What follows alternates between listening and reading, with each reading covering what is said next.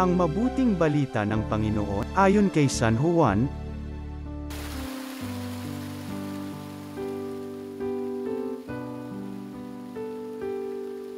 pagkaalis ni Judas mula sa huling hapunan, sinabi ni Jesus, "Ngayoy mahahayag na ang karangalan ng Anak ng Tao, at mahahayag din ang karangalan ng Diyos sa pamamagitan niya.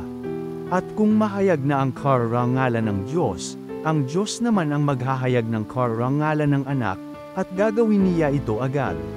Mga anak, kaunting panahon na lamang ninyo akong makakasama.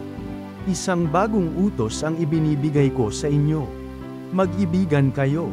Kung paanong inibig ko kayo, gayon din naman, mag-ibigan kayo. Kung kayo'y mag-ibigan, makikilala ng lahat na kayo'y mga alagad ko." Ang mabuting balita ng Panginoon.